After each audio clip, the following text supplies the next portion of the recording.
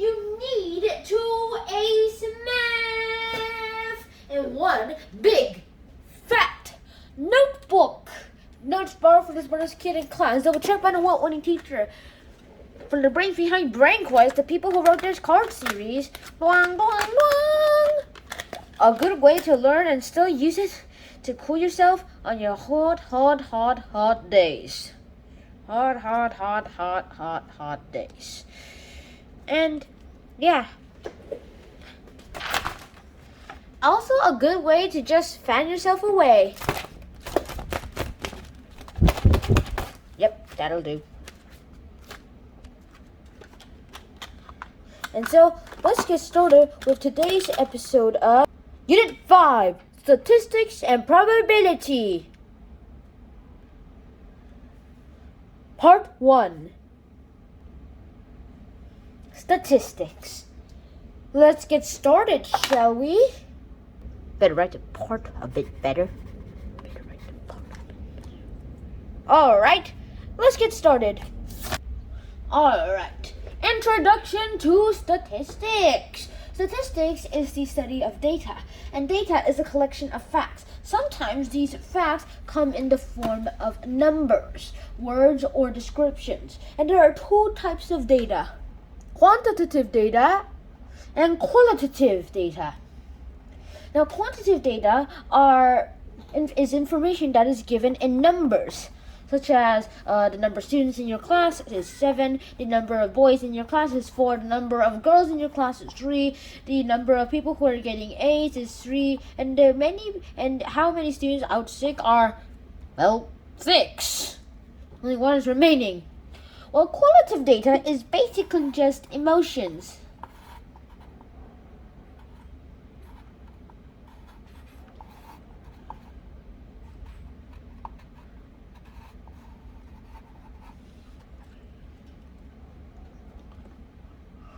And usually this is the information you can observe.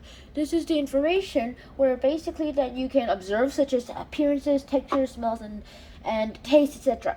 Alright, for example, do students like the class? Do students like the class? Well, some. Are the students friendly? Some. Are the students paying attention? Most. And are the students awake? 1. Only 1. And there are ways to collect data. Now, what is a statistical question? A statistical question is a question that anticipates many different responses. It describes how spread out answers that differ have a variability. A variability describes how spread out or closely clustered a set of data is. So think how many answers are possible. If only 1, then it's not a statistical question. If it's more than 1, then it is a statistical question. So consider these two questions. How old am I? I am so old. Now he's dead. And how old are the students at my school? Well, so how old am I? I am old. Dead. It's not a statistical question because it only has one answer. It could be just 10 years old, or 100 years old, or a whalion years old, or 100 million times 10 to the millionth power times 10 to the millionth power. It's very old. That's very, very old. I mean, you should even be existing. Alright, and so how old are the students at my school is a statistical question because there can be different answers. Not every student is the same age unless they were born exactly on the same date, and so the answer will vary if there is a variability. Like, I'm 5 years old, I'm 6 years old, I'm 5 years old, I'm 4 years old, I'm 6 years old, I'm 7 years old, I'm 4-year-old. Yeah, that doesn't really make sense. 4-year-olds and 7-year-olds being in class together, that doesn't really make sense, does it? Oh well. You'll eventually learn more about these. Now, the answers to a particular question can be spread out or can be quite different. So they can have high variability or low variability. And as you can see with the names, you can probably guess what high variability is. By the way, it's where not all of the ones are mostly not equal, not the same answers. And low variability is where most of the answers are similar or equal. And you can always find, now you can't, let's say you're going on a survey, and your survey is to find out how many people in your country, let's say that your country is the United States of America, love which dessert. Although you cannot ever ask all of them at once, face to face, you can always get a sampling, which basically means you only ask a portion of it from each state. So basically, it's not these people in the circle I just showed you, it's the people in these circles all around the state. You have to ask a varied group of samplings, varied group of people, not like from one place, or else you won't really get the results you really want. Here's an example of a survey that wasn't very sampled or varied. One day, during the day just before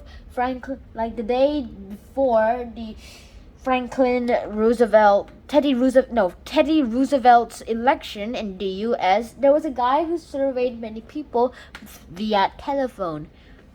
And so the telephone people all thought that the opponent of Teddy Roosevelt would win. It turns out that when all the votes came in and the Electoral College, there was Teddy Roosevelt who won. Teddy Roosevelt won. And here is why. Because all of the telephone people were supporters of a party that supported the other opponent of Teddy Roosevelt. But that was a very, very small group. The actual party who supported the Teddy Roosevelt was larger. And so they were basically the winners.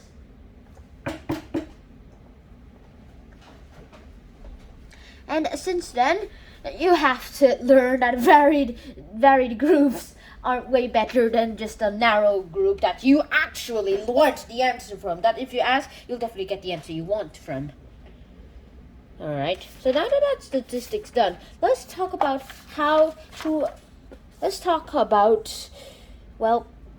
show statistics.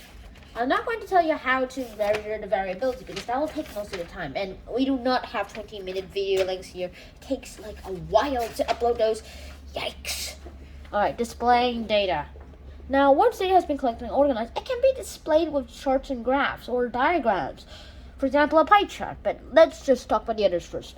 A two-way table. A two-way table is not like a regular table, except that it shows two or more sets of data about the same subject. And the data relates to two or more different categories or qualities. You can always use a two-way table to see if there is a relationship between the categories. And here's how you draw one. Draw this. And then, for each category, draw a little box. So let's say we have this. This is complete homework. Do not complete homework, and this is the total.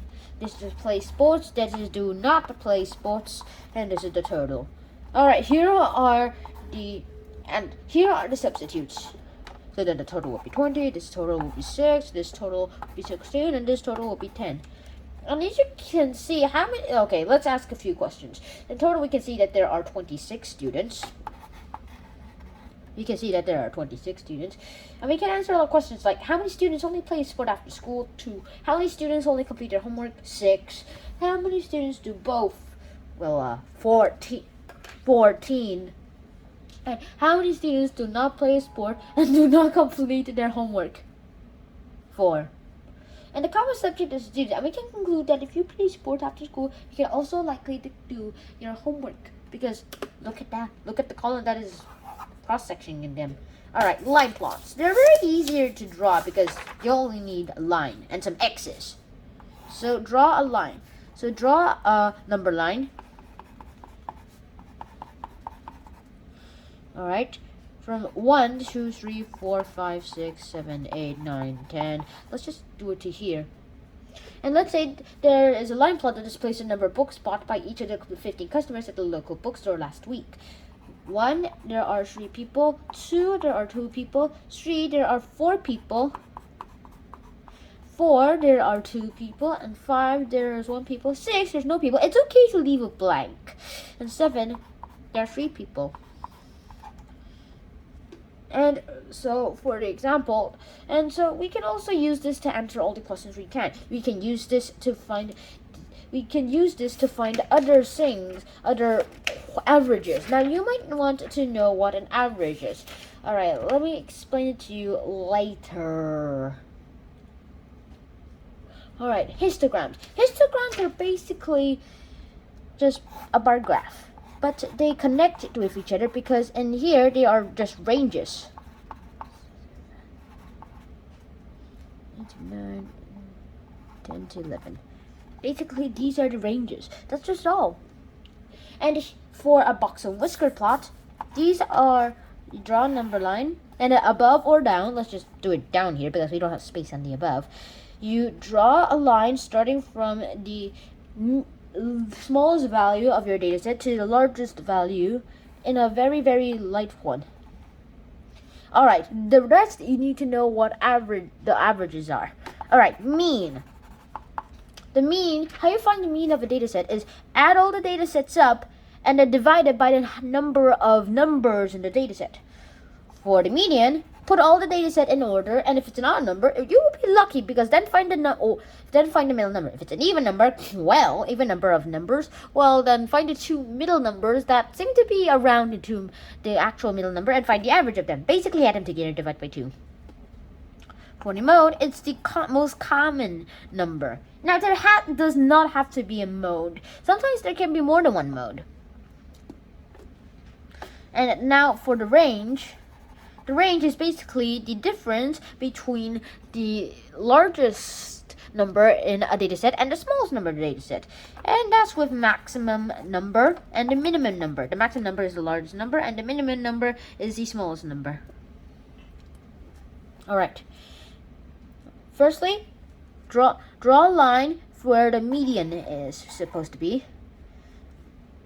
And then find out the median of this side, or this side's representative of the data set. Let's say it's here, and then draw a line with the same width as the median line. Then find the median of this data set, and then, well, basically, without the median, you can separate these two into two and find their medians. Then draw a box that includes this side as the quartile 1, the median of this data set. This is the median, or some people call it quartile 2. And this quartile 3. So it's basically first set, second set, third set. Get it?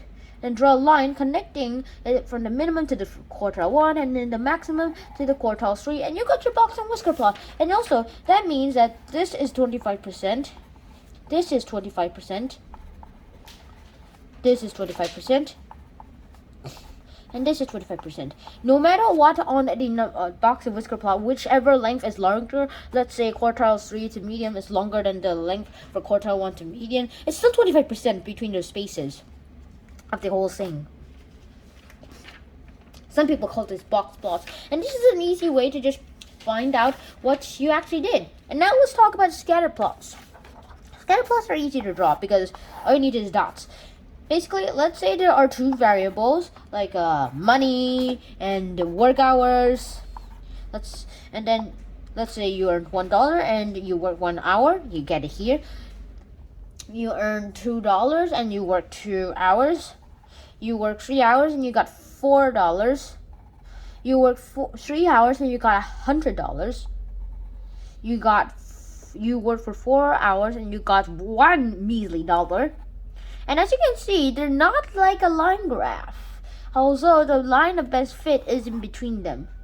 This line I just drawn to you is the line where these are all, well, closest to. And we can always agree on this, on the best of line. The best line of best fit. You can always just, read the book for the rest. But right now, with the 15 minutes past, which will probably be the longest video I've ever had in this series, let's just end this video right here. And I'll see you guys next time during the probability episode. See you then. Out. Peace!